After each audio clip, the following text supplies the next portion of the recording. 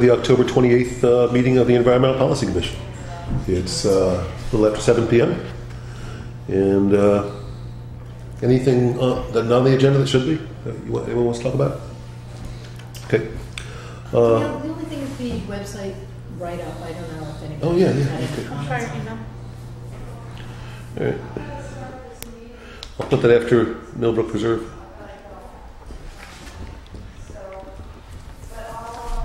I think I hear Rachel. So let's give it just a moment for possibly everyone to get in the room. So I luckily don't do Facebook. I'm told there's a lot of chatter about the plastic bag ban. Oh, yeah. It's so wild. Yeah, it's pretty...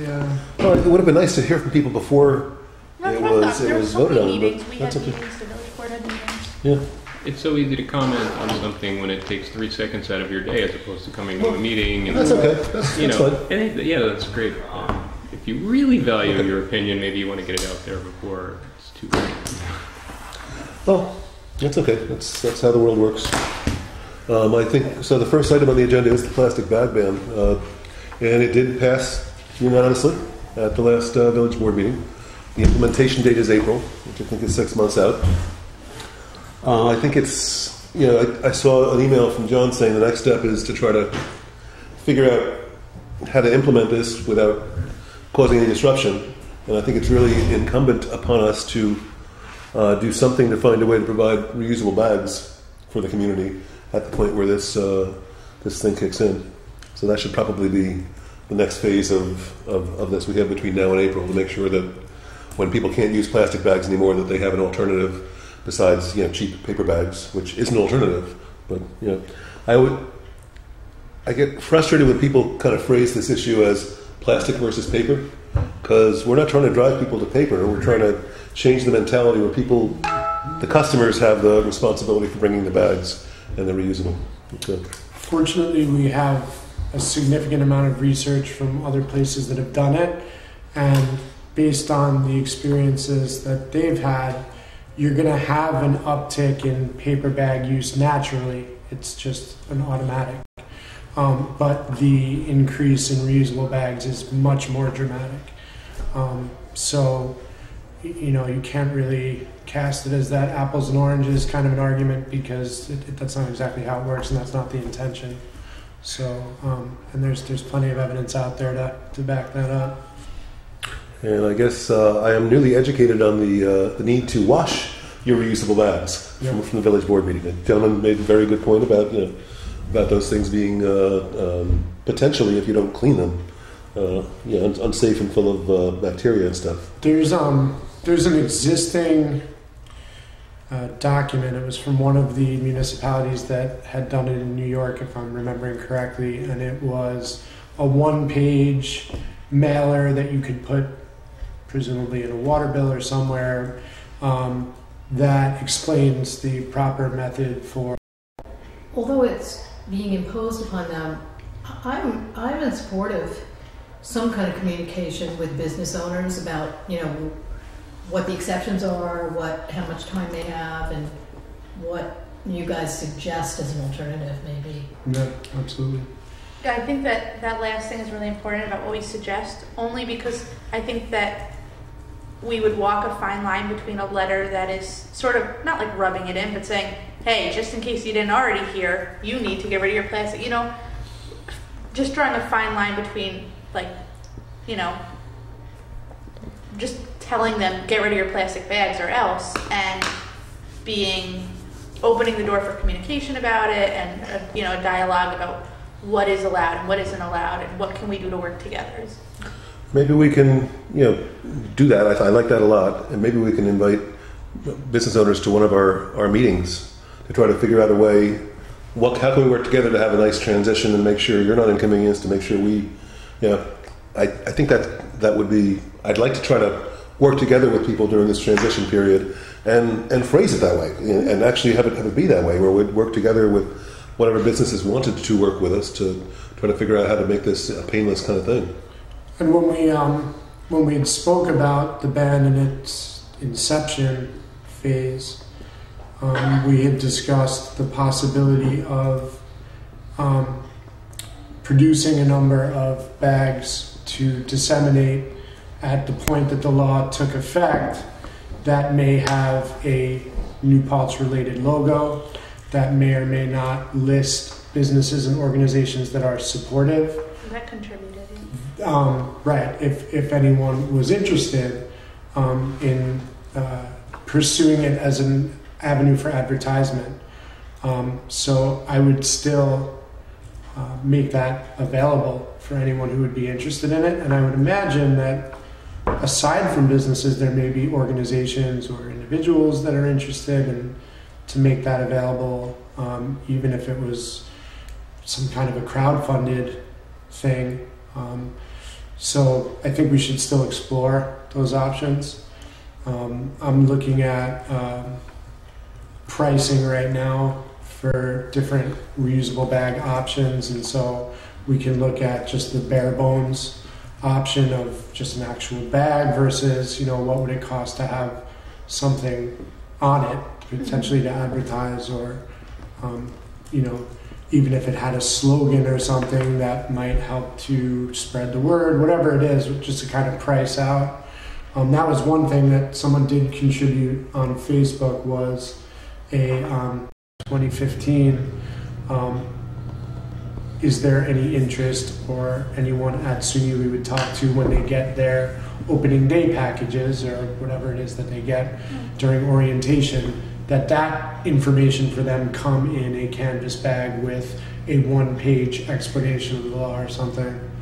At the campus bookstore too. Well, here's the only thing, and I don't know if we looked into this, whether or not SUNY is included in the plastic bag ban. I mean, I know they're in the village, but is the college exempt from the law because they are a state entity? My concern is more for when they walk into town, when they go to convenient to get. I'm just not sure if the college is going to want to give them, question. if they're going to want to give them I the bags. suspect that they're not I don't think that they're governed going by to the go out law. of their way to. Really? The school district does not need to follow local building codes. That's the New Paltz Central School District.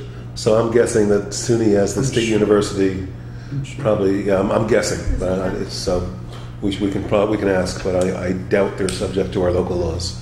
Because they give away a lot of junk with their, They name do. on it. They do. They might as well give out something useful. And if I recall correctly, however long ago it was that I was a freshman there, we did receive, it may have been from the bookstore that just provided a canvas bag upon purchase of the books.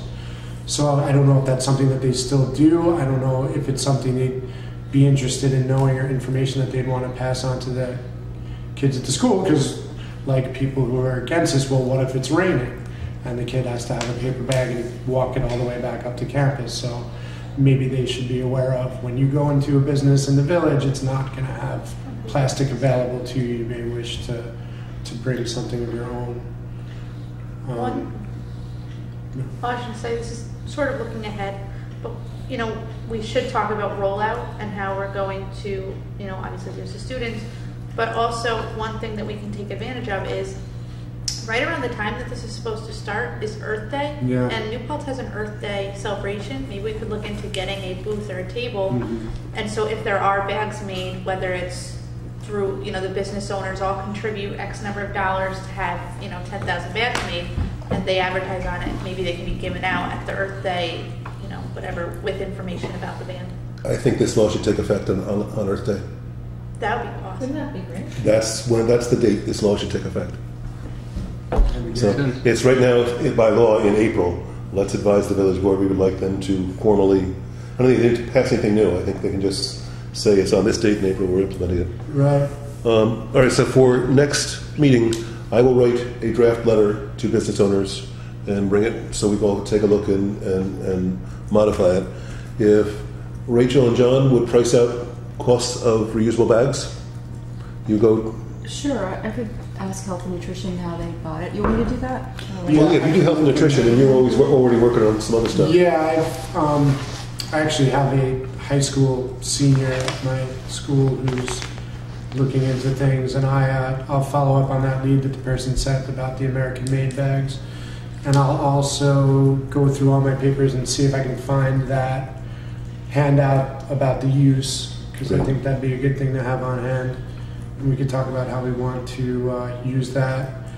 And, depending on the reaction we get from reaching out to various constituencies, we could always talk about the possibility of doing a crowdfunded thing or an online thing if we had no other way of doing it.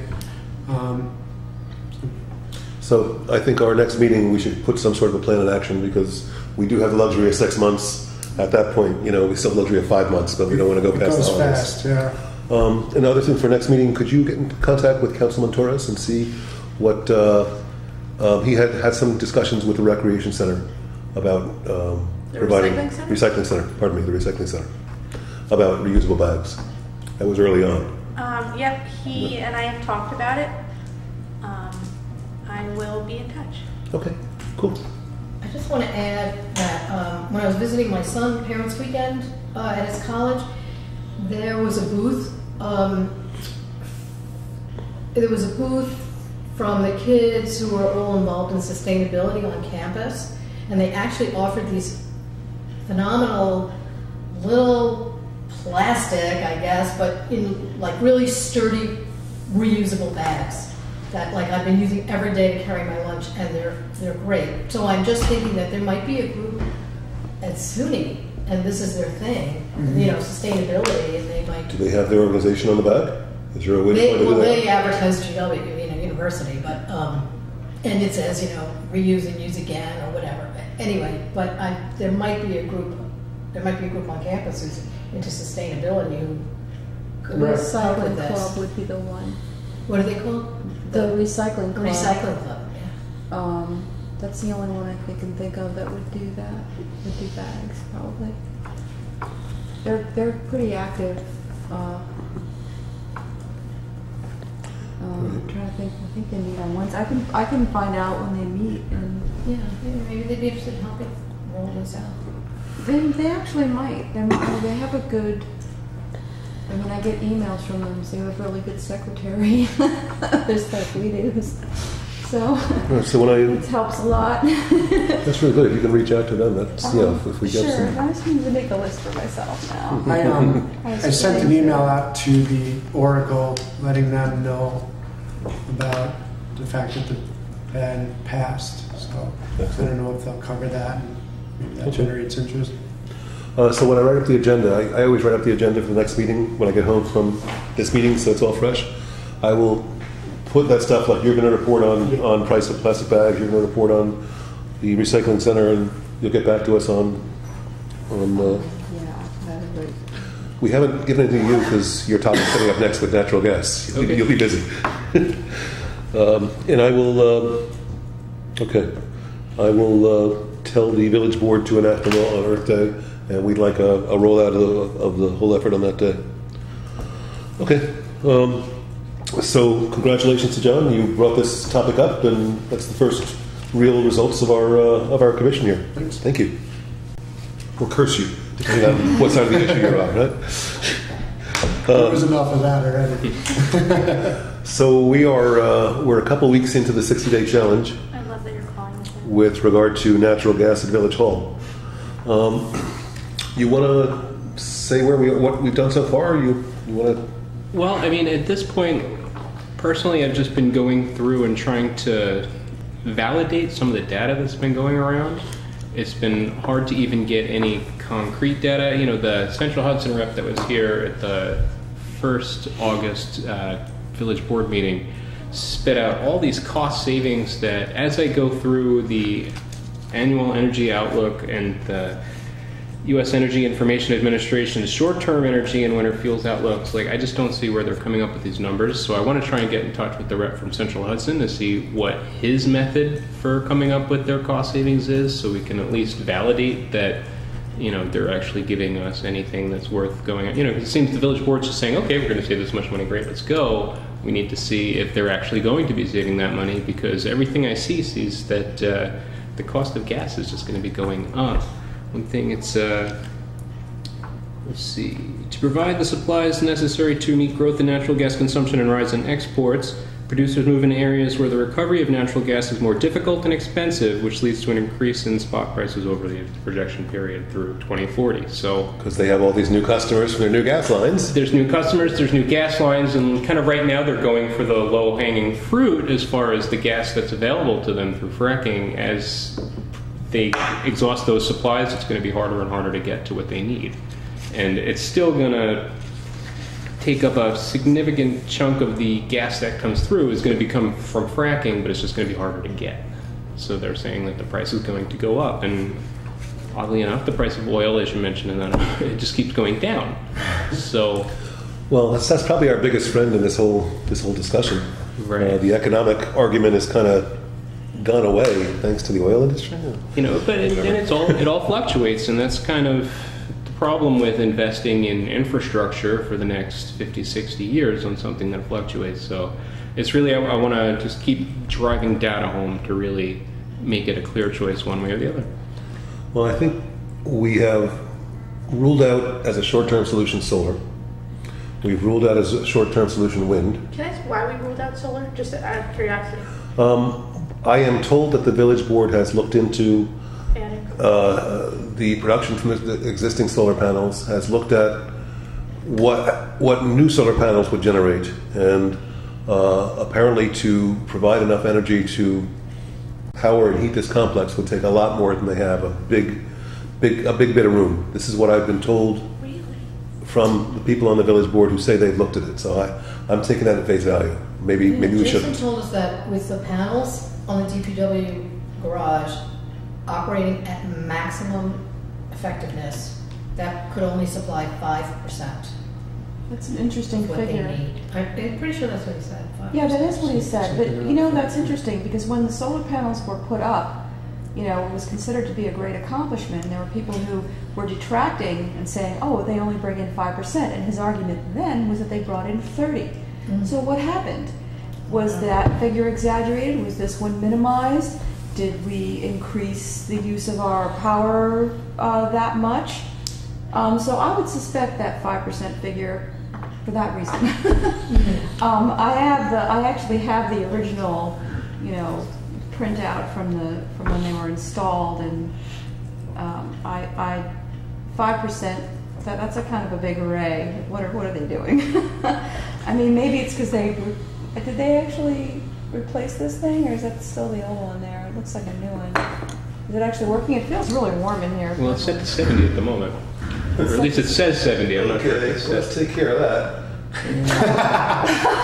There we go. The Environmental Policy Commission meets with no. Do you? I mean, is that programmable? Is there a way of like, so? Because I would imagine this room in particular, like, really doesn't get that much use. I mean, it gets used when there's meetings, which is only in the evening, not during the day. It sits here, like, the point really is that we're supposed to be keeping the people warm, not the building. The building does not need of comfort. I mean, it just needs its pipes not to freeze, you know? I mean, it's the human beings and where they are that need to be warmed up, and I don't know if they even, like, when they did the audit, whether they considered that, because... And the audit's kind of outdated at this point, I would too. imagine. But if you look at the numbers that we were given as far as the oil usage, the village hall increased 19% year over year on their oil consumption. Not the price, consumption of gallons. The Interesting. DPW went down 9%. So it's not even where it's, oh, it was a colder winter, so we used more. There's a big disparity there, and I think maybe the way everything's It's the way the being building run is run. is the issue. And I know our task is really to try and find another way to go about things as opposed to just, you know, micromanaging a thermostat. But there's a lot. 19% per year? It went up 19% in Village Hall, but That's- went down 9% at the DPW. So it's obviously this building, I mean, that's... It went Well, down now at the DPW. they did increase... Didn't they, like, when they moved things around, I don't know if that, like, the parking tickets are now, like, down in the base, like, they moved the planning and all that, but I would think that would be easier to heat, really, because it's, you know, it's... Moving the police department There away could be from other here. external factors into why the usage went up. But but it should actually, what I don't know. Like I know that things were changed around, and because didn't they move the whole police station moved? Yeah. That would indicate to me, well, wow, we used to be heating up a police station. We're not doing that anymore. It's still just the courts, right? So why would it go up? And you're saying 19% per year every year? No, well, not every year. Just from figures. That the first period, the calendar year is from 8/1/2012 through 7/31/2013, and then 8/1/2013 to 7/31/2014. So it's from August to August, basically, it went up 19% in this building and down 9% in PW, and that includes the fire hall when I say this building, but. And so I'm curious, you bring up some points that really wasn't factoring in, is that the usage of the building changed. So that could be contributing to that. But that was something I wanted to ask Jason about to see. And the other thing I wanted to find out about was everybody keeps making claims about the state of the furnace and saying that we need to do something because whereas, we're going through these alternate routes, doing nothing at the moment could also be an alternate route. If geothermal does prove to be too expensive. I mean, the geothermal, have we gotten, I know sticker shock is expected, have we gotten a price yet on geothermal versus oil? Here's what I got on geothermal was not so much an estimate, but more so an angle, an approach, or a different way of looking at the problem. So I don't have a number, but basically what Lloyd Hamilton proposes is what he calls, or his business Verde calls, zero net energy solutions, which is a three-pronged approach to approaching the problem, to looking at the problem. So you're looking at a combination of geothermal, HVAC, solar, and then installation, reducing the usage, and other things that are more structural. So the way that he sort of painted the picture was, if you had a business that was, could fail tomorrow or it could be very successful for years to come, you would take a short range approach to this question. You'd say, I want natural gas, I gotta save money. And that would be a business's approach. But because we're a village, we know that we will exist. There's a need that's ongoing and continuous.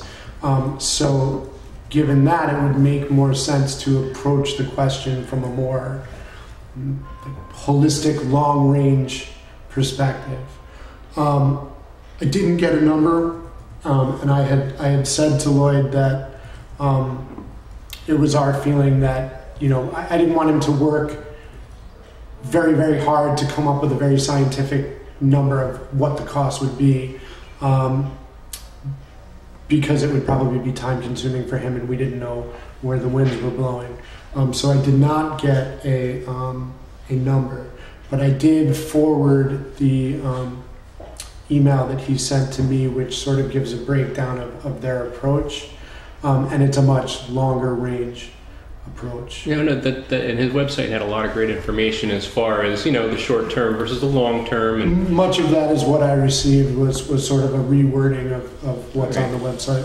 Because I just feel like if we're going to go to the village board and say, okay, here's what we feel, there has to be numbers behind it, because then they're going to say, well, it's too easy to disregard and say it's too expensive without knowing a number, and very sensitive to making people work when it may or may not result in anything. But that's also part of being a business, is you give estimates for things. Yeah, I'll send out another email request, just a ballpark. Just a ballpark figure, something that we can use to compare and contrast options as we're going forward would really be helpful. Will they do, you were talking about the three-prong, will they do the solar and the geothermal, or do they only give you the geothermal piece and then you have to look elsewhere for the solar? The way that I read it seemed as though they handled all three aspects. And I don't know if that was just from they handle the design and then someone else would do the install and equipment. That I'm not clear about. But it seemed that it seemed that they would create the master plan to follow. Wouldn't wouldn't it be for a village, especially since we do have a DPW, wouldn't it save money if we had the work sort of done in kind, like if we were seeking a plan, but yet we used our own people to implement it, then we wouldn't be paying, extra money to have someone else do the work. One of the points that he made very, very clear was that in order to achieve this zero net energy effect, you had to have all the systems working in synthesis with each other, and it seemed, the way that it sounded, and of course this is a business person who's selling a product, if those systems weren't all designed specifically to interact with each other in a particular way, you would end up, heat's leaking out from somewhere, or the furnace isn't recycling air, or whatever it might be. It seems to be that that's the service that they provide. It's a pretty comprehensive thing. So I don't even know if that would be an option based on installation is part of their 3. That's how I read it. That's what I took from the website as well. That's what it's really, and without quoting him, it was something to the extent of the quality and the knowledge of the people performing the that the labor goes a long way towards saving what's going to be wasted. So by using the folks in the DPW who are very qualified at what they do, to take them out of their realm of expertise and drop that into them might go a long way towards mitigating any advances that we would get. And that's kind of the justification for paying them the money up front, because it's an upfront cost that has long-range implications. But if you make that investment, they'll seal it up tight and make it function the way it's supposed to function. Now, he had done the geothermal for the Rosendale Rec Center, right? Does he have any data to support any long-term savings that they've been able to achieve? Wait, did they do the same program? The geothermal, the solar, and the... 10 years ago, at the Rosendale Rec Center. And they're still standing. What I got from Rosendale, I drove and gave to John without actually reading, so I don't know what it said. That's not from G. Metzger from Rosendale. Right. So there is something in writing that we have. So I'd like, if I can get you, Joanna, the square footage of the DPW roof, where the solar panels are. Yeah. Can you get in touch with any of the solar companies you were in contact with, and just for this amount of square footage, how many kilowatts can you generate from solar with current technology? You want to know the DPW roof that already has the solar panels on? Well, I'm thinking if they go with the latest technology, because that's got to be 8 years old. All right, so we're saying for new solar panels, what could you get out of this square footage? And I'll get the square footage of the roof, and let's find out what a solar company says we can get out of that roof with solar panels. We want to know what wattage. Yeah, or how many kilowatts they can generate. Because then we'll be able to evaluate the mayor's statement and say, well, this is what the current technology would do. They still need to have an outlay to pay for the new technology, but let's find out what's possible there. Right. So I think a wind farm west of the Wallkill probably isn't going to go over. So I don't know that wind's going to do it. Let's look into solar. Geothermal. I don't want to have this gentleman actually come and do an audit of the property and spend hours of professional time, because it's not likely that he's going to get the work. Right. And so we that's the fine line. But if he can get a rough estimate, I think we need to find out or inform the village board and get some sort of a justification for the use in oil to go up 19% in Village Hall while you're going down, as DPW suggests. It's not being managed effectively. Something's wrong. And I think I said before the cameras were on that I had a 10-minute meeting with the head of DPW in the small meeting room across the hall here. It's at 10 o'clock or 11 o'clock in the morning. The thermostat was set at 74 degrees. It was boiling in the room. So it had obviously been there at least since the night before, maybe 2 nights before. Who knows when the last meeting was. So that's obviously a problem, and this thing as well. So the window's open over there. Like if the heat, And And that is a It's huge not- part of the energy changes, like you were saying before, that we're supposed to be doing something and not just changing little behaviors. But they say that before you make any of the big changes, like before you change and go to solar, before you make those big steps, you're supposed to change the behaviors, because you can't get an accurate read on what really needs to be done if you're, wasting this, so they say that you're supposed to be changing the behaviors as an essential part before you even go forward, What good is going to geothermal if it's going to go out the skylight? Right. Dan Gunther, who is very knowledgeable about these issues, hates the skylights in this room. He said they are just bleeding heat. And I like the light that comes through them, but if they're bleeding heat, that's a problem. And how often are people here during the daytime? Yeah. Well, I haven't done it yet. I made a note for myself to do it, but I'm hopeful that there's some way to heat a room this size for 4 hours at a time. I talked to Cantmore and that kind of stuff. We have meetings here for 4 hours at a time. Is there some way to heat this amount of space for 4 hours? Sure there is. I mean, that's all. It doesn't need to be 24 hours a day. It's 70 degrees in here, as you were saying. It's 4 hours at a time. We It's a can. programmable thermostat. You can turn it all the way down and then just have it set. Oh, there's, meetings tend to be 7 o'clock. Even if it was 7 o'clock every night that it got warmer a little bit beforehand, it would still be a huge gain. And it wouldn't be ideal, but there's definitely You can program huge it room for improvement here. 7 o'clock every weeknight. Right. So 5 nights a week from 7 o'clock to 10 o'clock. It's better than overnight and Yeah. all through the next day. Well, they have a calendar. It would be pretty easy to figure out exactly when this room is being used. Even if it was off No.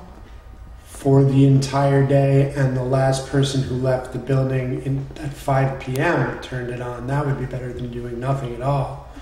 Absolutely. So, I mean, it seems, like you said, it seems strange when you're looking at these little things, but you put them all together and you're talking about something significant. Well, especially if you're saying, well, the solar only takes 5%. Well, maybe it's only 5% because you've increased your usage that much. And you always hear this when they talk about budgets, and running a budget deficit, that, well, family knows that they can't spend more than $400 in a month on groceries, and they don't. And yet here we are trying to change energy use when we know that we could budget and cut from the budget in other places. So. Well, here's my dilemma. We asked for 60 days to take a look at alternate energy options other than natural gas. And as we're talking about, I don't know that there is any magic bullet option other than tightening the building and becoming more energy efficient. Mm-hmm. So I don't want to get to the end of the 60-day window and say, well, you should really increase your efficiency and tighten the building up. I feel that's disingenuous, and I would be a little annoyed if I was the village board in that case. So I'm wondering. There's a board meeting, I think, in about 10 days, 2 weeks, second Wednesday in November, and I think we should give them an update. And I think we should. I don't know what to do. I want to let them know they're probably going to receive recommendations on energy efficiency and tightening the building. And we'll get them the geothermal information, we'll get them the solar information, but I don't really want to string them along and have them under the impression that we're going to come with some magic bullet in 60 days. But that's just me. I don't know. Can we if other just people- say, we're looking at a couple of options, we're talking to, some agencies. We don't know what we're going to find yet, but we are, pursuing some options. In the meantime, it would really be a benefit to the village, to start monitoring the way that they are, using the thermostat and doing, It shouldn't be in their, obviously shouldn't be in their control.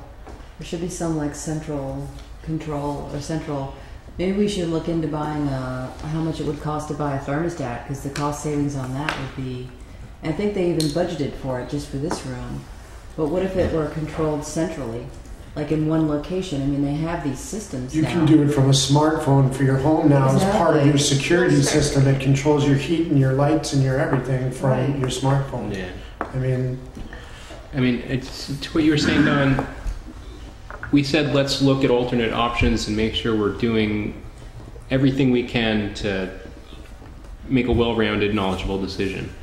And maybe doing nothing is the best option and just sticking with oil for now rather than investing in, 40, 50, 60 years worth of infrastructure tied into gas. If the restaurants on Main Street want gas, it's like you said, if it's a business model, they can make that investment because they're going to get it back. It's a municipality. We're not going anywhere. We're going to be here long term. So it makes sense to invest in long term savings.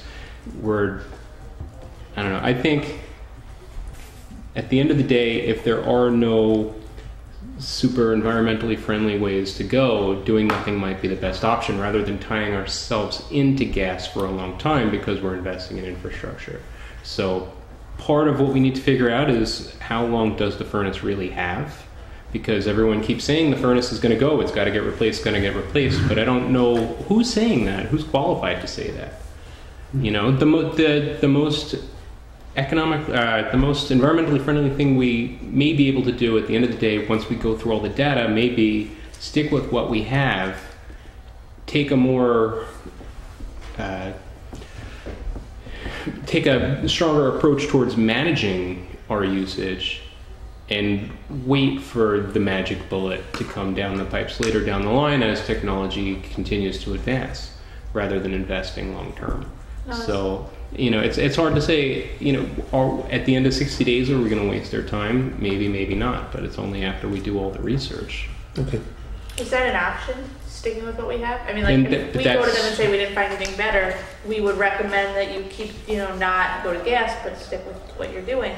Are they just going to be like, Well, the universe has changed. The price of oil has come way down in the past month. Right. Since they started looking at this. So it's... And the U.S. Energy Administration is predicting that gas is going to go up in price. So if gas is going to go up and oil is going to keep going down, and they're strictly looking at it as, from financial terms, then does it even make sense anymore? I think we need to look at all of these things and then make a well-rounded recommendation to them based on the state of everything. But there's all these claims being thrown around about the furnace and about how much money they're going to save if you listen to how much is a new furnace versus the cost of retrofitting for gas? What's that cost comparison? Exactly. Rather, it's, I don't know, Don. I mean, is the goal here to just find the magic bullet, or sorry, we didn't find a magic bullet, we don't do any, you proceed with gas, or is the goal to make the smartest recommendation we can make with the information at hand? The latter. And right now, it's too early to say, but I'm not seeing a lot of information that's leading me towards gas at the moment. And I'm keeping an open mind. I don't want my own desires to drive where the data goes. I want the data to drive where we go. But until we get enough data to really back up all the claims that people are throwing around, it's hard to say. Let me ask the following questions of the mayor, who will probably refer to the Department of Public Works. But let me ask them if there's some sort of obvious explanation for the 19% rise in oil usage last year. I will ask them for the square footage of the DPW roof. I will ask them if there are programmable thermostats on the way, because I know the discussion at the meeting said that was part of the energy audit, and Jason said, I have a work order to sign here on the desk at the meeting. So he was apparently ordering something that night, but let's find out. And is the furnace on the maintenance plan? Right. And I'd love to see the furnace. I'm not a furnace repair person, but I come from a family of furnace repair people, so I'd like to at least eyeball it and see what's going on. I'd like to know the last person who serviced it and who's recommending that it needs to be replaced, how old it is, what type of furnace it is. I have a lot of furnace-related questions. So you might want to tie me into that one. Gotcha. Okay.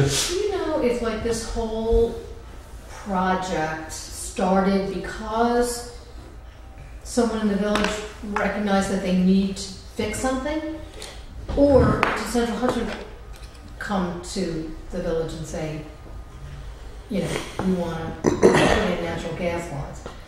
If originally the village was aware that they need to do something because they need a furnace or a generator or whatever, there must be some paperwork. Somebody must have already looked at some.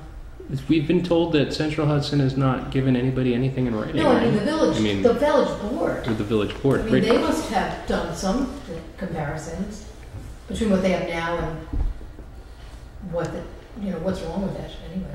I know Central Hudson went door to door in New Paltz trying to convince everybody to switch to gas. Yeah, that's And anecdotally, just what I've heard, just from people talking, I think there was one resident on this street who did not give that permission, which requires Central Hudson to come under the village parking lot.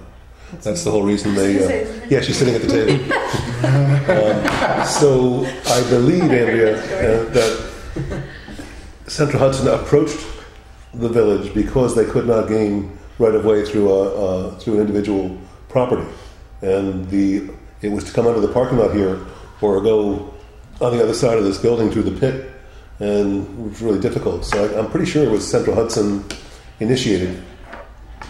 But I'll verify that. So was there any truth to what my understanding was, that if these two buildings were not converted, that would put the whole project into disarray, that it wouldn't go forward? If these buildings were to be excluded from that process, then that process would not be able to go forward? Well, that was part of the discussion. Yeah, the Central Hudson rep had claimed that it was no longer economically viable to run gas to Main Street based on these two buildings, which I'm not inclined to really believe that. No, they're based big on buildings. And it They're may big be they know their business better than I do, but when you think about the number of restaurants that are on Main Street that are all going to potentially switch to gas from propane, and I just don't see how one building is going to make that much of a difference. Well, it happened on the fly at the meeting. I think the village board was talking about, well, you can run your lines, but we may not use it. And he's like, whoa, no, that's not going to work.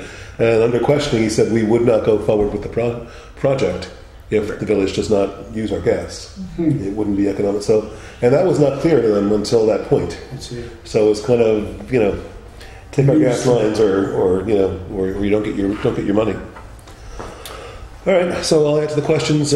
Could you verify how this process started? Was it initiated by Central Hudson or by the village board, asking for them to make a report? All right, good discussion. To be continued. There's been no action on the SECRA law review, so that will just remain on the agenda. I know the mayor wants that to happen, but it hasn't happened yet. We've been looking to see if there are any secret issues at the planning board meetings at the village. I haven't seen any. I've been looking as well at the meetings and minutes. There is a project coming up. It just isn't on their agenda yet. Okay. I saw the flags in the woods. I know that. Excellent. Start calling you radar. Town planning board, just a heads up, and it has nothing to do with us. Just something to frustrate me. There is a CVS pretty far along in the planning process. And I'm not sure it's going to be directly across from the A+ gas stations, local gas station by ShopRite or Caddy Corner. But at one of those corners of South Putnam Main Street, they're pretty far along with having a CVS because there's a Rite Aid almost across the street. You need a CVS. If we had a Lowe's, we'd need a Home Depot right across the street because Burger King and McDonald's are across the street from each other, and that's the way we do things, Anyway, CVS is apparently coming to the town, and I guess one of the things that makes this village so special is when you get up the thruway, it looks like any town USA. We've got our McDonald's and our Burger King and the strip malls and everything. When you get to the village, that's when New Paltz becomes New Paltz. That's when it's the place that people want to come to. So, good luck to CVS. I wish you well, but stay out of the village. Just my personal opinion. This is it's going to be in the town. Is it? I haven't seen. I haven't looked at that plan. Where is it exactly? Is it on the? When you pull out of that A+ there, there's the entrance to the hotel, and it looks like they're readying the lot basically right next to that. I'm wondering where that is in relation to where that Lay's thing used to be. They're going to put a new hotel there. Yeah, By the old hotel. I thought it was going to be like next to the medical. Yeah, it's across the street. It's across I'm just not sure on which corner. Side of Yeah. 299, so that you come out of the medical center and you go straight to. Okay. That's what I'm saying. Yeah, so I heard off north, I but don't not know south. for But sure. Yeah, it's a big pit. That's most definitely a wetland It's right wet. I know. It's a big wet hole. And it's not, So I'm not sure. it goes back quite a ways. I mean, I've been like behind the Hotel 87. Yeah. That's where the heron rookery is back there, where all the blue herons live. It's in a. Well, I think that's where they're going to build the hotel. Is over by the other hotel. Yeah, but this will be across the street. Right. That would be farther up towards Main Street. Right. Yeah. The CVS would be closer to Main Street. The hotel they're putting back. Well, on different sides of the street. I think the hotel's going to be on the same location as the existing hotel. Right. But this would be across the street on the This corner. would be on the ShopRite side. In where the medical building is, figure as you come out of their parking lot onto Main Street, there'd be a CVS When you say there. across the street, you mean across North Putt. It'll be off North Putt, not South Putt. Right. But so will the hotel. They'll both be on the north side. Just on I thought the hotel was No, going the on hotel's on the high school side, down. South Pike Corners Road. Oh, that, By the where the- Hamptons Inn. The Hampton Inn. Yeah. Oh, that's on the Frito-Lay, where it used to be a Frito-Lay thing. Okay. That's on Yeah. the other Then I was side. mistaken there. Yeah, that's already completely. Okay. But if they are indeed going to use that area by the medical center, they'd have to fill in quite a. Yeah, I don't know. That area is very wet. Those are big wetlands right there. So, Well, that's the town planning board issue. yeah. Yeah, I'm having lunch with one of the members of the town planning board in a week and a half just to find out more about it. Okay. But that's not our issue. I just want to let you know about it because I figured No, you'd care. I do care about that. They should look at. I don't know what they should look at the whole surrounding area, aerial view of the whole surrounding area there to see exactly what's going on. Well, I guess if you communicate with people on the town planning board. Before we leave the planning Yes. board, not that this is the same planning board, but I don't see it on here. Somebody's email said that we should talk about maybe doing a certain number of planning board meetings a year. Mm-hmm. Am I right in saying that? Yes.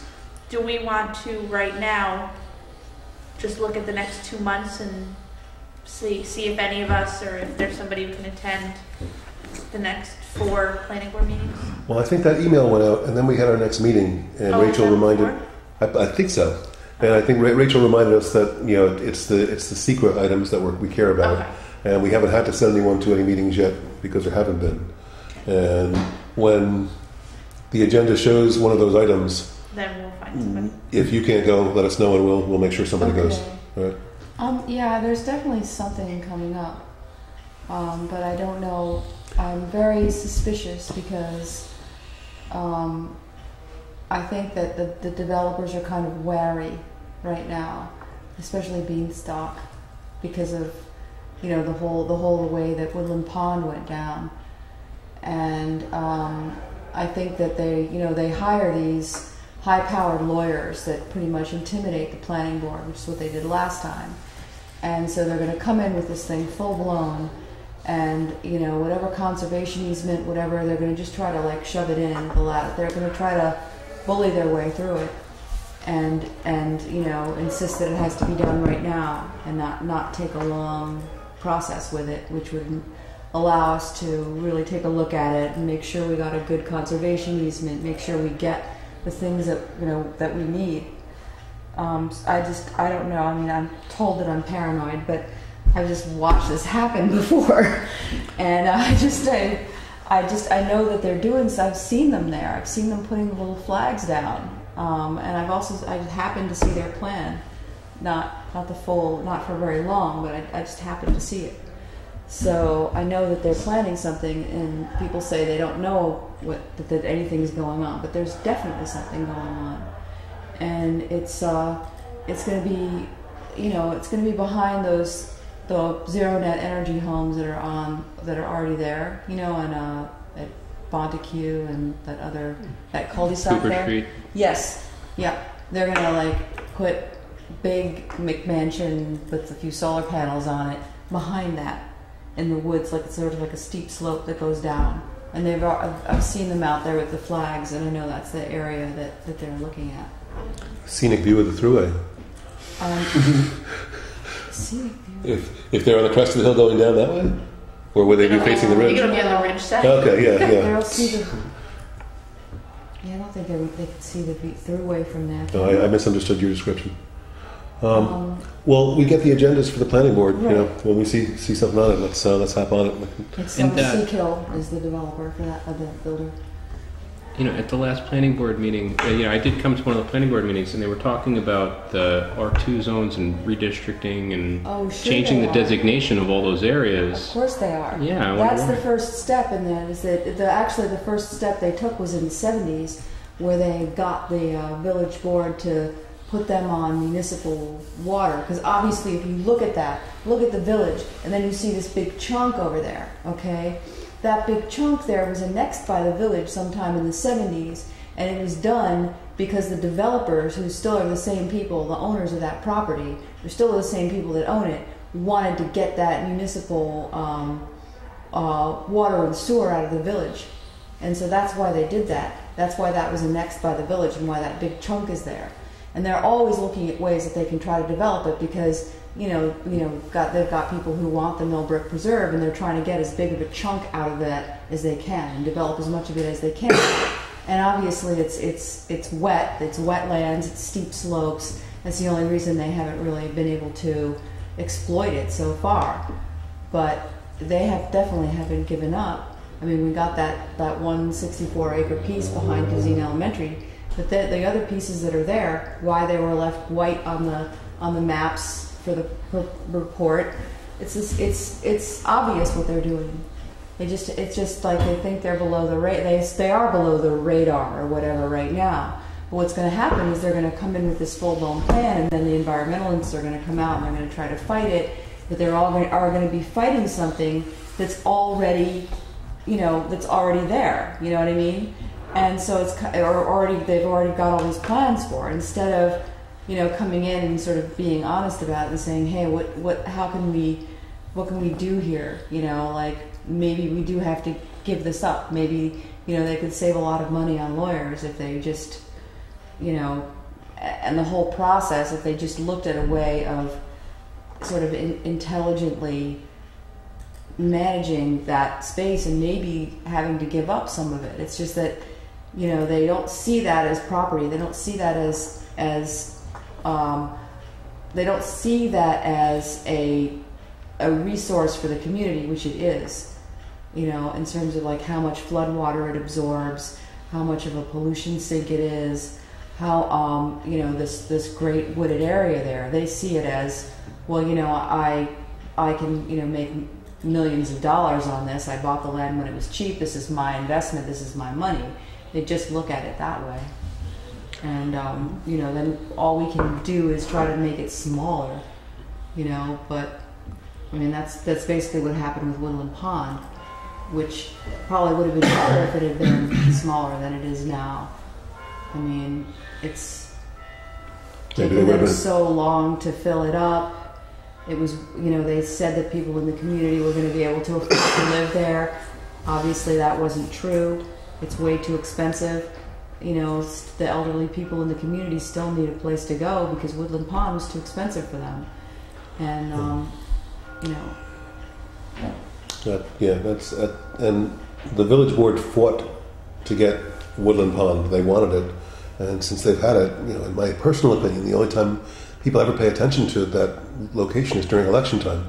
As soon as the election's over, I think there should be some way to help them to increase their occupancy rate. But anyway, that's not our thing. No, well, it is in the village. That still belongs to the village. That whole piece there.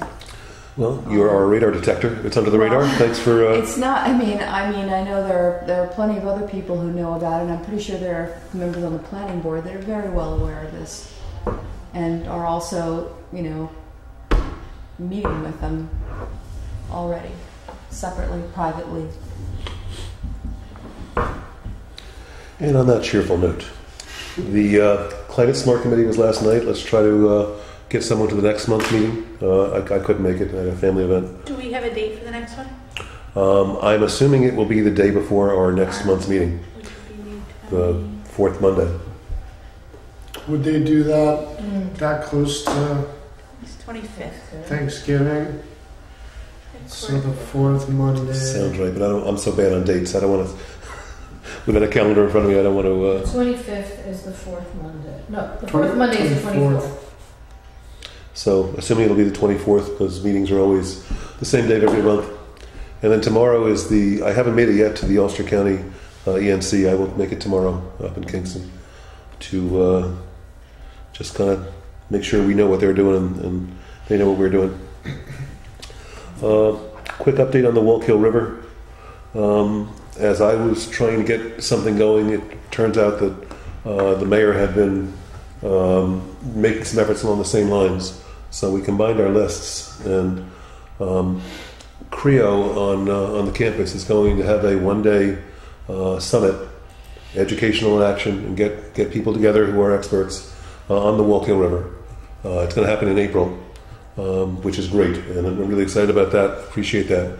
We're going to try to get some sort of a new Paltz meeting happening, because April's a long time away, and if we can meet in November and January and February in terms of meet over the winter, the local New Paltz people, in terms of here's what we want to do locally, I think we'll be in really good shape for that April meeting. So that's I'm definitely interested in that. what's going on, and we'll keep you posted and get letters out.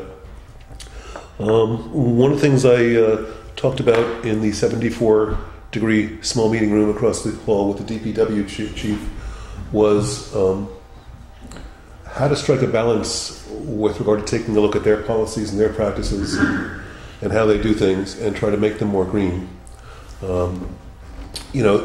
These are people, many of them, who have been on the job for a long time. I think in the case of the superintendent, 16, 17 years.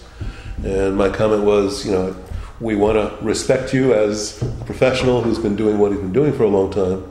At the same time, it's always a good idea to walk in with fresh eyes. Are you open to our committee discussing things, as long as we don't, blindside you in the newspaper and kind of, start writing letters to the editor about things. If we work with you, are you open to talking to us? And he's like, yes. What specifically did you have in mind?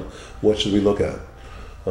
So either right now at the table or by email, let's come up with 5 things that we have seen that we question. Maybe could you do this differently? And if we can give them specifics, they will listen, and we'll see if we can negotiate. I put it in terms of the village is, and this is true. It wasn't a line. The village is developing a policy manual for all departments in the village, and here's how we operate from administration to administration. Here's how things are done. And in the context of that policy manual, there's going to be a look at the DPW. Let's try to work together so that we can kind of figure this out. So if we can, I know you have some things that you want to talk about. If you want to make a list of the top 5. Okay. That would be great. Sure. Number 1 would be, don't cut down the trees that the Shade Tree Commission plants. Okay. It's a good start.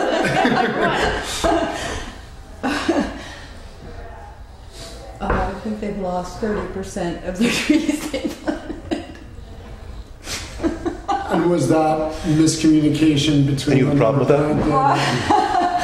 Well, I know one of them was on my property. Why did they take down trees? I don't know, but now instead of doing, why do they do it? I think they just don't know the difference between a tree and a weed, I think. I don't know. But it's on your property or village This property? was, I think it's my property. I thought it was my property. Does the Shade Tree Commission work? Hmm? Does the Shade Tree Commission work with the DPW as far as where they're planting trees? Wait, let's rephrase that. Put down like closer working with the shade tree, so it's not so negative. Because they really have done so much. They've planted so many trees. They're absolutely beautiful. They've done a beautiful job of that, and they've also done a beautiful job of augmenting the Ulster County Soil and Water Conservation District plantings that are along the Wallkill. And I think that, trees, the more trees the better, and they're very good at choosing the trees and placing them, and I think it's one of the best things the village spends their money on is trees. Well, you want to come up with you want to email me a list of things that Sure. to talk. I mean, yeah, What? I think just, maybe include shade tree. I don't know. I know they've tried, maybe there's been some, I don't know, maybe they don't get along. I really don't know. All right. Well, But, they're open to talking about it. But so. yeah, trees is number one. And I feel like, other thing is, it seems to me like they run these big, dirty machines around to clean the streets. And all they do is sort of blow the dust. I don't know. I just feel like there should be a more environmental way of dealing with that too. It's just a big, loud machine. It's just. I think with the water issues that we're facing in the near future, water use could be something we could talk about. Find out if there's places where they could reduce the amount of water they use. I know the gentleman who makes the presentations at the village board meetings is always saying that a huge part of what they need to look at is ways to reduce use. And I would imagine, though I don't know specifically, I don't know much about the workings of the DPW, but I would imagine that's something that one area, generally speaking. Okay. I think I really like what they did in the Wallkill floodplain that's right there near Sojourner Truth. A big tree came down, and someone from the DPW took a chainsaw and sliced it up and just kind of stacked them in a kind of sculpture. And I just would like to express admiration for that because, I feel like a lot of times less is more. You don't really need to blow every leaf away. You don't really need to pulverize every, you know what I mean? I feel like something like, I really like creative solutions, and I thought that was a very nice creative solution. And people that come down there sort of play with it.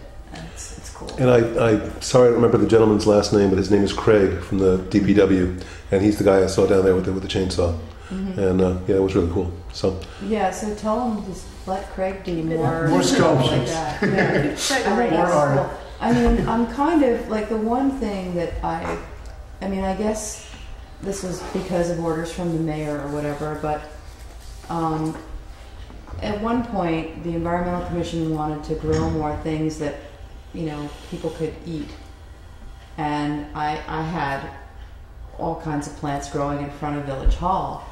And they spent, I guess it took them about 3 or 4 years, just deliberately digging up every single plant and turning it back into an ugly grass monoculture in front of the village. There used to be, I had gotten donations of all kinds of flowers. There was flowers and peppermint and strawberries and, little trees that I had gotten donated, and they just pulled everything up.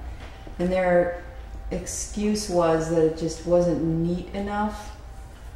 I mean, I don't know. I don't want to talk about that too much, but that was just so, I can't, so much labor went into planting it, and so much labor went into just methodically and deliberately digging up every single plant. And now it's just this ugly, there's two ugly plots of grass, whereas it used to bloom. This is in the Peace Park? No, this is right in front of the Village Hall. Okay. The Peace Park actually is very nice. It's the daylighted stream was really pretty, and I guess there have been some clashes between little girls in the neighborhood and that like to arrange their rocks, and then they come in and it's not the DPW though, that's the CIT. Also, I don't know. Well, just send me a list. Sure. We'll work on it. Don, I have to admit, I honestly thought that the DPW would be responsible for programming thermostats throughout all the village buildings, but from what Blue pointed out to you in the other room, it's not so much. I mean, do we even know who's responsible? I mean, one, I'd like to thank the DPW for being able to reduce their oil usage and being focused on that. But I mean, if maintaining thermostats. Who's responsible for maintaining the thermostat? That's what I'd like to know. Anybody can just come in and do whatever they want. But if Obviously- everybody's responsible, then nobody has to do If anything. no one does anything, Right, they you know, turn up the heat because and- it's cold, and then they go home. If they're responsible for the inner workings of the village, I would imagine that would be part of it. Yeah, they But shouldn't have from what any he told you, control then over maybe it. not. So Yeah, I think it's streets and grounds. I don't think it's the Streets interior and buildings. grounds. Yeah. okay. They plow snow and Especially Do we when you know- have a space that has so many uses, it's not. It depends on who's in here. There's so many different people in and out. that- Well, you've hit the nail on the head. There is nobody in charge, and that's why it's not getting And done. that's part of the. I mean, maybe they It should needs be to in charge. locked. Yeah, making somebody's job responsibility. And yeah. Well, Okay. well, that's usually you can just stick a knife in it. I lived in an apartment where the landlord locked the thermostat. It Do we was know- not fun. does the DPW ever use fertilizer or any anti-weeding chemicals? I mean, do we know what their policies are regarding that? Yes, That may be- supposedly they were banned. And if you ask, they'll tell you they don't use any pesticides. If you ask what? They're pretty good. I mean, I think that I believe, I mean, I don't know. You can go in and look in the storeroom and see if there's any Roundup. I mean, I don't know. By law, they have to notify if they're going to use them, so they would have, under, what is that, HIPAA, that requires you to notify any staff if you're using pesticides. Yeah. And, I would take them at their word on that. and probably anyone in nearby residential areas that would be affected by it. Tom, did they, I'm very global tonight, sorry. Did they have any ideas? Like, did they have any thoughts about saving money? The main emotion on the issue of energy was one of frustration. They were told a year or so ago that they should prepare to make the switch over to natural gas and told hold off. They were told 2 weeks ago we're going to switch to natural gas and told hold off. So they're like, we'll do it or not do it. Just make up your mind. So that was the gist of that part of the conversation. I think they should mulch people's Christmas trees instead of burning them, but people will hate me for that. I just feel like it's a big fire. You know, what is that? It's carbon and pollution and, Yeah, it feels good in January. Could get fired. yes, but I mean, Yeah, good point. It's not a. we could have nice pine mulch. I don't know. Next item's kind of a duplicate. I guess I put Wallkill on here twice. The signage has been approved. That I guess we have to have them send it to the sign maker. I did mention the substation at Henry W. Du Bois, and they were aware that has smelled at times recently. Since Woodland Pond opened, their waste goes through that substation, Oh, does it and now? that's what's changed. Ah. And they've been trying with lime and other things to get that under control, but it has been a problem. They are aware of it, and they're very aware of it, and they're kind of bothered by it. I would imagine it stinks to high heaven, and it's not just once in a while.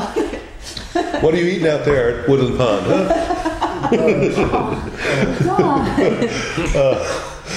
And we did also. We've talked about enough poop. Yes, Well, exactly. it's Sodexo. Yeah. That's what. Yeah. Hey, poop pays my mortgage. We like poop in the Kerr household. And we did talk about, and I think this will be part of the Wallkill thing, doing testing of the tributaries. Specifically Tributary 13, which goes from the Wallkill to the Thruway, all the way through the Millbrook Reserve, and the tests they take from River Cape are in between the pool and right behind Stewart's. It's just a little bridge that goes over this little tributary. And they're finding really nasty results there after this water has passed through the preserve. It shouldn't be dirty anymore. It should be Getting clean. repolluted, I think. Yeah, so I think the idea is to take tests at several spots, and where there are spikes, take a look at septic systems and things in the area, but that will be part of the Wallkill River stuff. Anything new on solar streetlights? Yes. So I found good news and I found bad news. The good news is that there's no shortage of information on LED lighting. There's so many cities, like New York City has it, Boston has it, San Jose has it, San Francisco has it, Portland, Detroit, Cleveland. I mean, an enormous list of cities that have LED lighting. None of the places that I could find were a comparable size to New Paltz. So I reached out to Yonkers because it was physically close to New Paltz, so I just wanted to see what they were finding, although the size, again, not comparable. They told me that they've had a very good, everything worked really well with the implementation and the installation and the roll, like everything was great. They reduced they were very happy with their transition, with the savings. They said that the spending went down from like 3 million to 1.8. So, I mean, what's that, like 40 something percent? Right. So they were very happy with it. The bad news is that we can't do it. I spoke to Central Hudson. Central Hudson. Details. Yeah. Central Hudson said that we can in the future do it. They said that it will take a very long time for us to get, well over 6 months to a year, to get the approval just to be allowed to have LED lighting in our streetlights. Okay.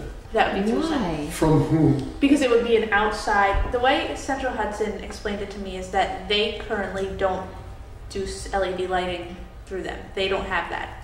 So if we wanted to go as a village and get LED lights from another company, we would need to get specific approval to install them into Central Hudson's. From the regulators, whoever regulates. Right, because we don't own our light poles or our lighting fixtures. Central Hudson owns them, we rent. So if we want to put LED lights in the fixtures that we currently have, we need to get special approval to use these outside products. That will take a very long time. The other side of that is that Central Hudson submitted a request to the state, I don't know exactly the terminology, to do LED lighting. It is something that they are going to be doing, which she thinks will come around middle of 2015, which is when she thinks we could get the absolute earliest, if we requested it like next week, is when we could get LED lighting from the outside. Is that true? I don't know. Is that what they're saying, so that we won't go buy from somebody else and we'll just wait and buy from them? I don't know. So they're saying that in 2015 they will have LED lighting. She wasn't able to give me an estimate because they don't have it, and they don't even technically have approval to sell it. And Yonkers would use Westchester, not Central Hudson or something? Yonkers has New York Power Authority, Okay. and they said, and a lot of what the benefit to them, because they're so big, they were given a deal where, kind of like what we talked about with home energy audits, the savings that they have on the energy goes to pay what the enormous cost of having all those LED lighting was. So it was like 5,000 lights that they had, but basically they're just paying off the installation, paying off the lights with the savings that they're getting on their energy. So that was LED. Solar panel street lighting was a lot harder to find a municipality that had. And then, I mean, like, we know that they're on the thruway in New Jersey, but I wasn't sure who to call about that. So I found out that Fair Lawn, New Jersey might have solar panel street lighting. So that's when I called the DPW in Fair Lawn, New Jersey, and they told me that they didn't know if they had solar panels, solar powered street lighting. So she connected me to an engineer. She said that they might have them on some streets, and the engineer never got back to me. So there's also an organization in Iowa that I'm trying to reach out to, IAMU, and I know that the I stands for Iowa, and the M stands for municipality, or municipal, but I can't remember what the A and the U stand for. But I emailed Joel Logan, who is with them. He's out of state right now, so he hasn't gotten back to me, but they are an umbrella organization for all of the municipalities in Iowa who operate their own resources or services. So they would have information on LED and also possibly on this solar powered street lighting. So I'm hoping to hear back from them soon. Well, but that's what I found. I would say with anything involving municipalities or government, 6 to 12 months is not a long time. Right. And that's really good information, and we should probably, unless it costs something, I think the village should apply. Right. And I mean, the thing that we have to consider is really, do we want to pursue LED lighting, or do we want to pursue solar powered street lighting? The LED is going to be significantly cheaper to, like the lights themselves are going to be cheaper than the $3,000 per unit that we're being told the solar powered street lighting would be. However, the solar power street lighting would be off grid, and I mean, like, there's benefits to both.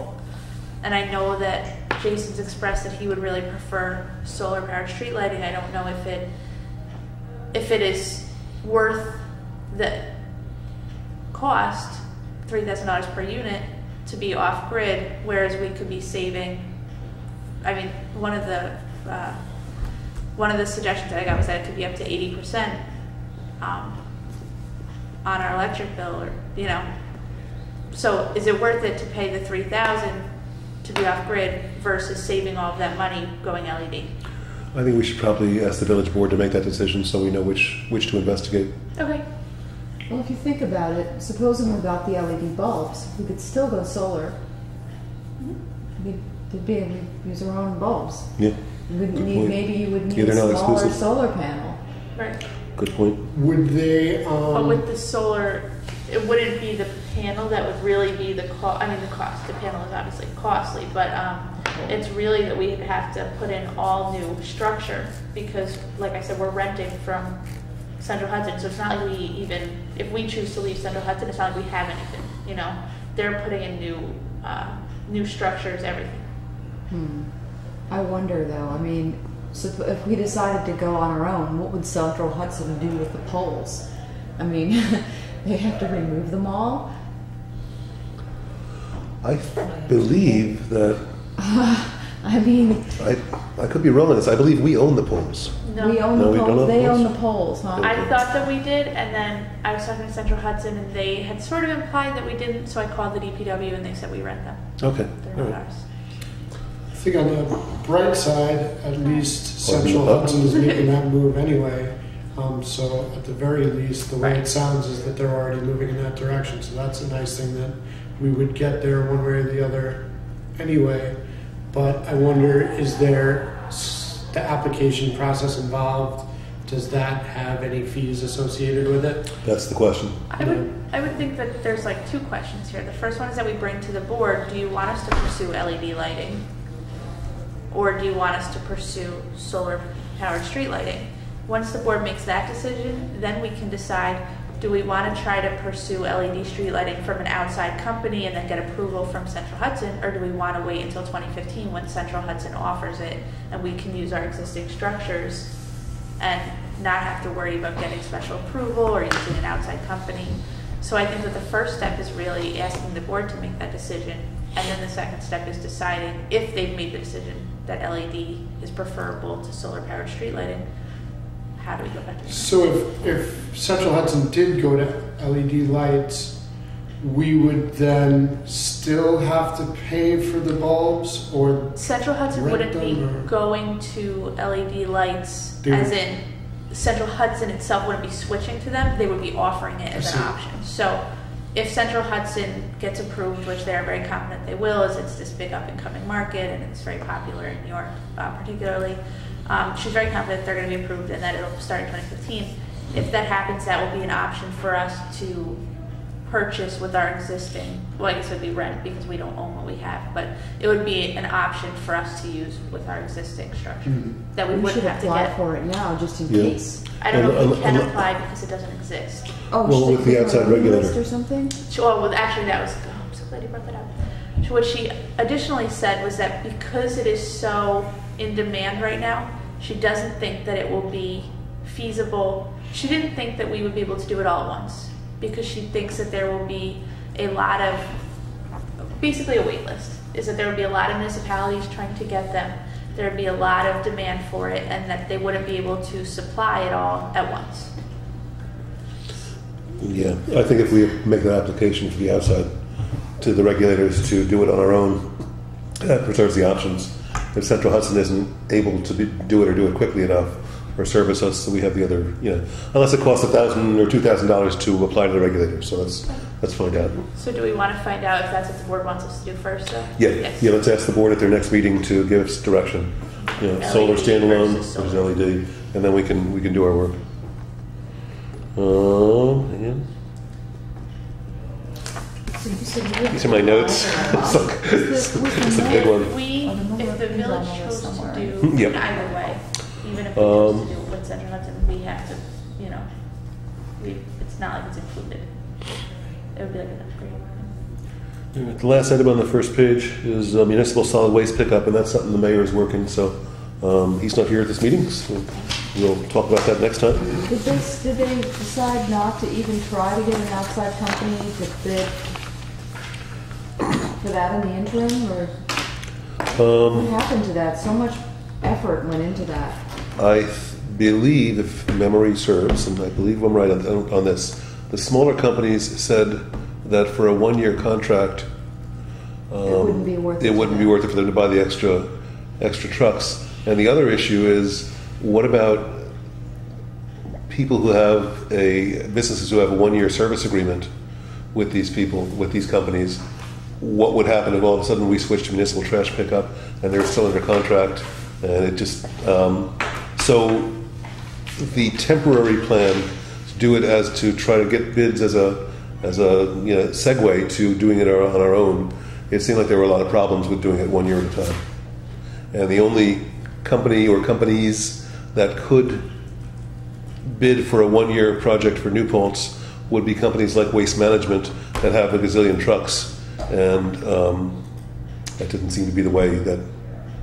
I don't know what the exact reasoning was, but there were some problems along those lines. There was some combination of those factors, and I don't believe they're looking for bids for the 1-year service for trash pickup. Let's talk about the Millbrook Reserve. Wait, you skipped me. Oh, whoa! I'm sorry. Home energy audits. I only say that because I only have 7% on my laptop, so I just want to get everybody on the board to agree to this, because I thought that we had agreed that this is what we were going to send out, because we didn't want to add we didn't want to become a middleman when there's already something telling people, you can just mess around, there's only 7% battery though, so I'll do it quick. Also want to plug it in too. That's the flyer that we got from Rupco. It basically just tells people that if your household income is less than X, you can get this free energy audit. Here's who to call. We had talked about making our own at, I believe, 2 or 3 meetings ago, and decided that it really was just adding a middleman. Why reach out to us when this is already in existence, and it gives all the information. So I have the contact information for the 4 religious organizations that said that they would put it in a mailer, or they would put it in their newsletter, or they would put it on their bulletin board. So I just wanted to know if you guys were all okay with me sending this to them. Great. Yep. I thought that we'd agreed on that, but then I saw in the last minutes, the one that I wasn't at, it said that I would get approval from everybody, so I wanted to bring it, get approval. Okay. Considered approved. So that's where we're at with that. And then as far as in the water bill, is that something that we can just print like here in the building in black and white? And then how does that work? I don't know. Clerk at villageofnewpaltz.org. And just ask her to slip it in? Well, just ask her how it would work. How it would work? Okay, Yeah. so I'm going to email her this week and just ask her how that would work. And now if she says that it's just a matter of me sending her whatever it is that we want and they'll print it and put it in, do we want them to just use this because it's, again, like why reinvent the wheel and add a middleman, or do we want to make something more personalized? I think the same logic applies. Yeah. Okay. And the clerk will tell you whether the village board would need to Approve it. take a look at it and approve it going out. We'll tell you what the process is. All right. All right, Andrea, you did some work. Appreciate it. Quick and efficient on getting us some information for the village website. I think you had a question for people?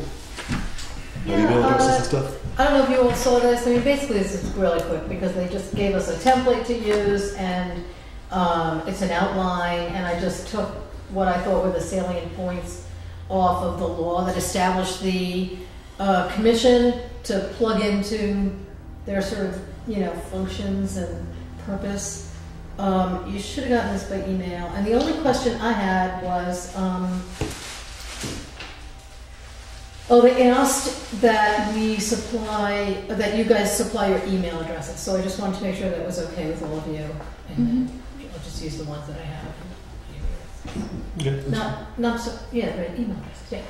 Okay, that's good. All right, that's the village website. Now, the law that created this commission says that we report out to the village board on June 1st of every year with here's what action we want you to take, here's our progress.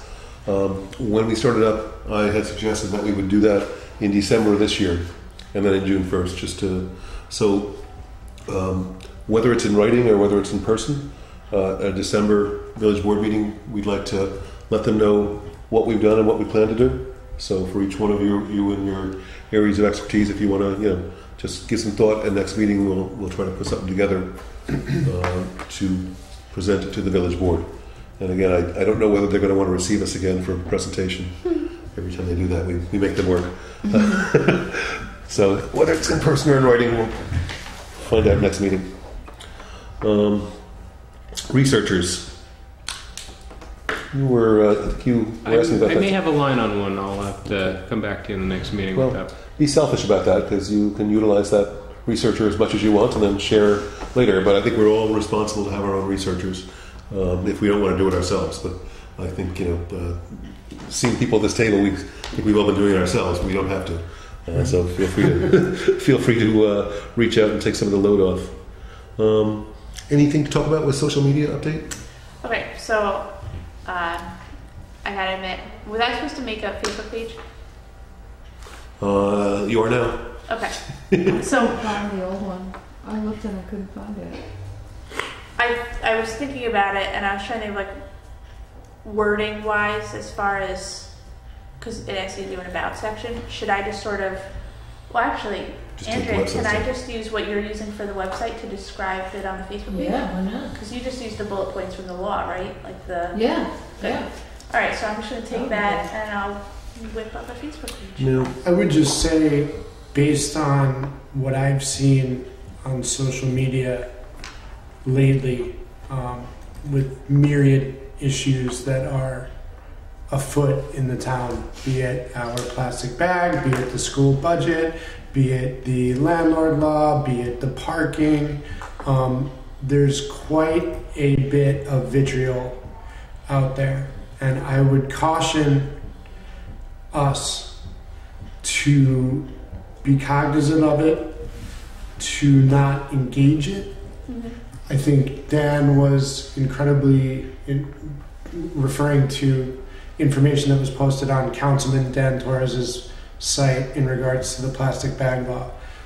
There is quite a bit of engagement on his page and also in the New Paltz page in regards to the law. And I think Dan did an excellent job of restraint. A lot of times the social media sites can be sounding boards, and they function really well, I guess, for that purpose. I think they function less well as debate platforms, and there can be some good things that come out of them and some not so good things. So I would just caution, I don't know that, I think we're all pretty intelligent people. I don't know how many of us would have access to the site or how it would be used to engage with the public, but I guess just for the purposes of brevity, I would think of it more as a potential to listen than to speak. Right. And I just think that it's better for us that way. So just based on my I observations. think it's probably a good idea that we have some sort of guidelines as far as how to operate with social media goes. Because, like you said, is people will debate back and forth, make wild claims, say anything that they want, and we can get into all the back and forth we want. It's not going to accomplish anything. Like, what are our goals for even having a Facebook page? Is it just to get information out, to get people down here? Are we using it more just to say, hey, we're looking at a plastic bag ban, come on out and give us your opinion, and then people can sound off and do whatever they want, but we're not really involved in it, Right. And Maybe we should have some sort of ground rules in place. Well, the town has a social media policy, and I know that we're the village environmental policy commission, but maybe it wouldn't hurt to print out their social media policy and just, not adopt it for ourselves, but just see what we can take from what they're doing, and what their policies are as far as engaging on social media. Because we had talked, I know 2 meetings ago when Dan was here, he had brought up, we had talked about the option of not allowing for comments or not allowing for that. And it's my recollection that he had suggested that at that point, there's probably not going to be much attention paid to it, the page at all. And I know from experience with his page that he can get thousands of views on one post because somebody comments. Mm-hmm. So even if the comment is negative, that comment, because that person wrote on it, has now reached all of, like, that post has now reached all of their people.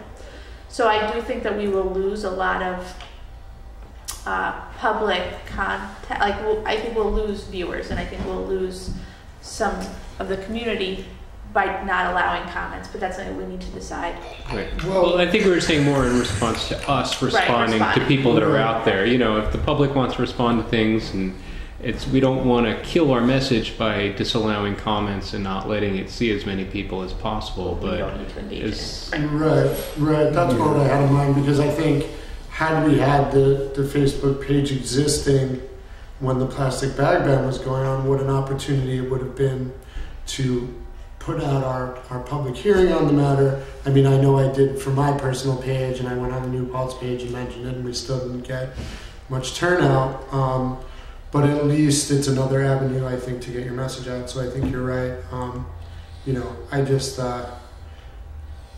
having seen some of the recent things going on, it just hasn't been all that pretty. So. So I'm the least qualified to speak to this issue because I don't do Facebook personally. I own 3 companies and have had 3 different conversations, one just with myself, but in 2 other cases with partners about should we have a Facebook page. And the issue is someone needs to maintain it, and someone needs to have the time to do that.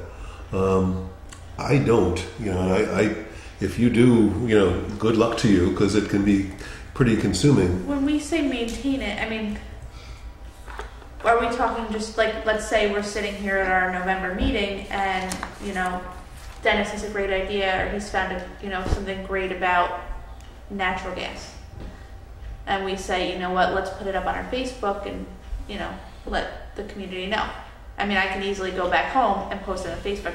I'm not expecting, and I don't think we would want to post daily or, you know. Well, I'm thinking mainly the comments thing, and I again, not using it, I was of the no comment.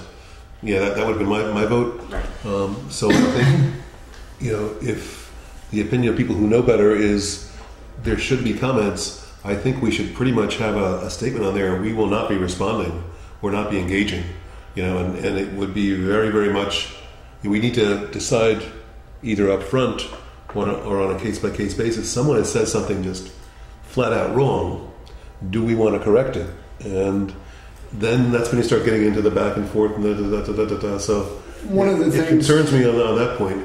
If we're not going to engage at all, it would be possible for people to hijack our page with a lot of inaccurate statements, right, to which we would feel the need to respond. So let's figure that out up front before it happens. And that would be an issue, or the issue we'd most likely confront. There are people on Facebook from every walk of local government. There's people from the town council, there's people from the village board, the mayor is active on Facebook, so it's not a matter of you can be on Facebook and not necessarily engage, or you can be on Facebook, be a public official, and you can engage, which sometimes does happen. I can tell you from the plastic bag ban, I limited myself to just stating facts about what the law did and did not say, what the law did and did not do, and also, you know, we are, you know, Village EPC is always looking for comments and feedback, and limited it to that, which I think would be easy for us to say that that's what we would limit it to on that page. I think that's kind of what we need to do, is set parameters of what are we going to put out there.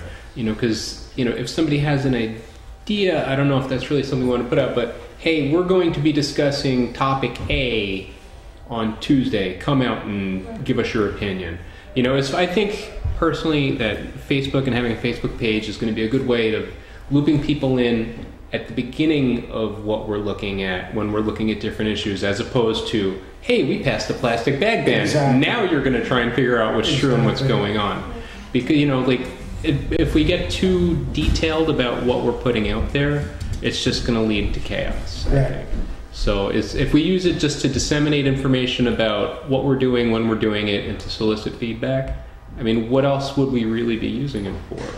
That would be it. And we can put like a disclaimer in the description section, or we can I mean, we can decide what it is, but just saying, you know, if you have concerns or if you have questions about something that you've read on this page or in the community, or, you know, please feel free to bring them to our next meeting. You know, all of our meetings are held on the fourth Tuesday. Or, you know, just something that way. And I'm not saying that we would, but like, let's say, you know, if there's something particularly concerning that somebody posted, we could just copy and paste that, you know, as a comment back, just saying if you have any questions, come to our meeting. That way we're not engaging in a discussion about it on the post, but we're not, you know, I understand the fear of letting them hijack the page and just letting them say whatever they want. What I have observed, and I don't know if you felt the same way because I've read a lot of the same posts that you have, is that generally when those things happen and people just post things that aren't true and sort of take over, other people will not call them out on it so much, but people sort of police it themselves by saying, you know, I haven't found that to be the case, or I disagree with you and here's why. I mean, unless we have like 3 people who are following our page and they're all of the same mind, I think that we shouldn't have to worry too much about that. Okay.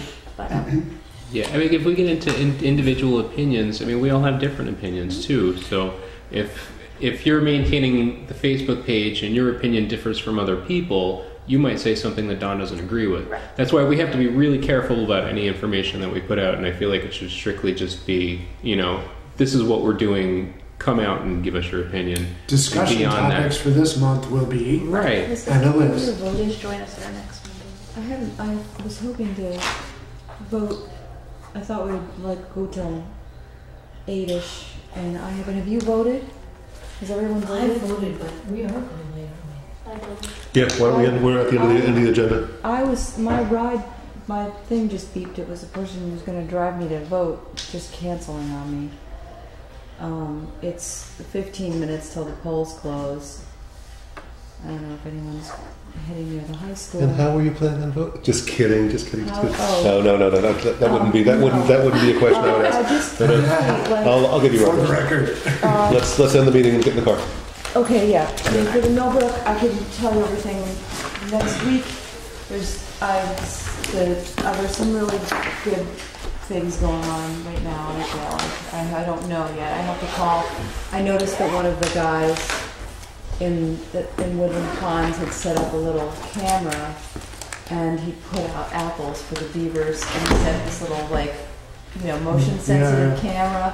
And I've called him, but I haven't heard back whether he's gotten any pictures. It looks like it's good. I've got pictures. The Woodland Pond. They've been just going ahead and doing stuff.